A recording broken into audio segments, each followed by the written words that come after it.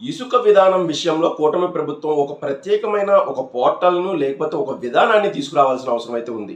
ఎందుకంటే సామాన్యులను ఎంతో ఇబ్బంది పెడుతుంది ప్రస్తుతం ఇసుక విధానం. ఇసుక విధానంలో ప్రత్యేకంగా అర్ధరాత్రి వేళల్లో పోర్టల్ తెరుస్తున్నారు. వెంటనే నిమిషాల్లో ఎవరు బుక్ చేసుకుంటున్నారో తెలీదు. ఏం చేస్తున్నారో తెలీదు గానీ వెంటనే నిమిషాల్లో మొత్తం ఇసుకంతా అయిపోయేలాగైతే వెంటనే కనిపిస్తోంది పోర్టల్‌లో. దీని మీదైతే స్పందించాల్సిన అవసరం ఉంది. మధ్యవర్తుల ప్రమేయాన్ని పూర్తిగా నిరోధించాలి. ఎందుకంటే ఇసుక విషయంలో గత ప్రభుత్వానికి ఎంత చెడ్డ పేరొచ్చిందో దీని మీద అవగాహన ఉంది. చంద్రబాబు నాయుడు గారు కూడా ఇసుక విధానం మీద పూర్తి స్థాయిలో పారదర్శకంగా ఉంటామని చెప్పారు. ఉచితంగా ఇసుక ఇస్తామని చెప్పారు. అక్కడి వరకు బాగానే ఉంది కానీ దీని విధి విధానాలు కానీ ఇతరత్రా విషయాలు అంటే సామాన్యుడికి చాలా సులభంగా అవసరమైన వారికి చాలా సులభంగా దక్కడం ఒక విధానం అయితే దాన్ని పక్కదోవ పట్టించడం లేకపోతే బ్లాక్ మార్కెట్కి తరలించడం అనే విషయాలను కూడా పట్టించుకోవాలి. దాన్ని పూర్తి స్థాయిలో నిరోధించే విషయంలో ఒక ప్రత్యేక విధానాన్ని అయితే తీసుకురావాలి ప్రభుత్వం. ఇప్పటికే 2 రోజుల క్రితం ఒక అర్ధరాత్రి వేళ పోర్టల్ ఓపెన్ అయితే నిమిషాల్లో అలాగే గంటల్లో మొత్తం రాష్ట్రంలో ఉన్న మొత్తం ఇసుక నిల్వలన్నీ బుక్ చేసేసుకున్నారు. అసలు ఎవరు బుక్ చేసుకుంటున్నారు ఏంటి అనే దాని మీద అయితే దృష్టి పెట్టాలి.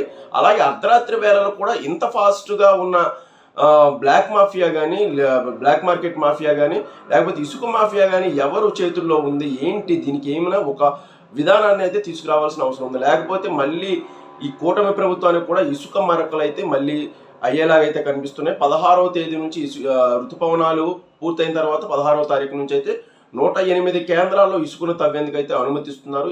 అలాగే పట్టా భూములు డి పట్టా భూముల్లో కూడా పట్టా భూములతో పాటు డి పట్టా భూముల్లో కూడా ఇసుకను తవ్వుకునేందుకు అయితే అనుమతిస్తున్నారు. ఇన్ని అవకాశాలు సృష్టిస్తున్నప్పటికీ అది బ్లాక్ మార్కెట్కి వెళ్ళిపోతుంది. ముఖ్యంగా నాణ్యమైన ఇసుకకు గోదావరి కృష్ణా తీరాలు చాలా ప్రసిద్ధి. ఇక్కడి నుంచి ఇతర రాష్ట్రాలకు కూడా వెళ్తుంటుంది ఇసుక. అంత నాణ్యమైన ఇసుకను ఇష్టానుసారం తవ్వేసుకొని ఇతర రాష్ట్రాల్లో అమ్ముకునేందుకైతే బ్లాక్ మార్కెట్ సిద్ధంగా ఉంది. ఆ బ్లాక్ మార్కెట్ని నిరోధించడం పైనే దృష్టి పెట్టాలి. అసలు ఈ బ్లాక్ మార్కెట్ ఎవరి చేతుల్లో ఉంది ఏంటి అనేది నిరోధించకపోతే మళ్ళీ ఇసుక కుంభకోణాలు కానీ ఇసుక సంబంధించిన విషయాలు కానీ మళ్ళీ కోకోలాలుగా బయటపడే అవకాశం ఉంది. అది ప్రభుత్వానికి కూడా పూర్తి చెడ్డపేరు తెచ్చే అవకాశం ఉంది. ఇప్పటికీ కొందరు ఎమ్మెల్యేల అనుచరులు కూడా ఇది నిజం, ఇది క్షేత్రస్థాయిలో పరిశీలిస్తే నిజం.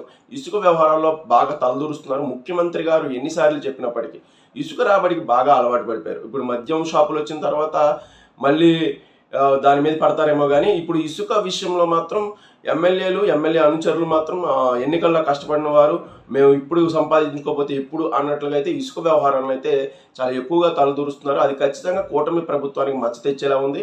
ఈ మొత్తం వ్యవహారాన్ని సామాన్యుడికి సులభంగా ఇసుక దక్కేలాగా వాళ్ళ అవసరాలకి సంబంధించి నిర్మాణాలకు కానీ ఇంటి విషయాలకు కానీ సులభంగా దక్కేలాగైతే ఒక ప్రత్యేకమైన శ్రద్ధ తీసుకొని దీని మీద దృష్టి పెట్టి ఒక ప్రత్యేక విధానాన్ని ఎక్కడ కూడా నిపుణులతో ఒక ప్రత్యేక కమిటీని వేసి దీనికి ప్రత్యేక విధానాన్ని తయారు చేసి దాన్ని పటిష్టంగా అమలు చేయకపోతే మాత్రం ఇసుక విషయంలో మరోసారి కూటమి ప్రభుత్వానికి అయితే దెబ్బ తప్పదు. ఖచ్చితంగా ఇప్పుడు కూడా క్షేత్రస్థాయిలో ఇసుక దోపిడీ యథేచ్ఛగానే సాగుతోంది. గత ప్రభుత్వంలో ఇసుక విషయంలో చాలా బ్యాడ్ నేమ్ వచ్చింది వైసీపీ ప్రభుత్వానికి. అదే పరిస్థితి ఇప్పుడు కూడా ఉంది. ఎమ్మెల్యేలని కంట్రోల్ చేయాల్సిన అవసరం ఉంది. దీని మీద ఎమ్మెల్యేలని ఎలా అయితే కంట్రోల్ చేస్తామో ఆ ఇసుక మాఫీని ఎలా కంట్రోల్ చేస్తామో అదే పద్ధతిలో సామాన్యుడికి కూడా ఇసుక సులభంగా అందేలాగైతే ఒక ప్రత్యేక విధానాన్ని అయితే తీసుకురావాలి. లేకపోతే ఇది ప్రభుత్వానికి కూడా పెను ప్రమాదంలోకి నెట్టే అవకాశం అయితే స్పష్టంగా ఉందని నా అభిప్రాయం.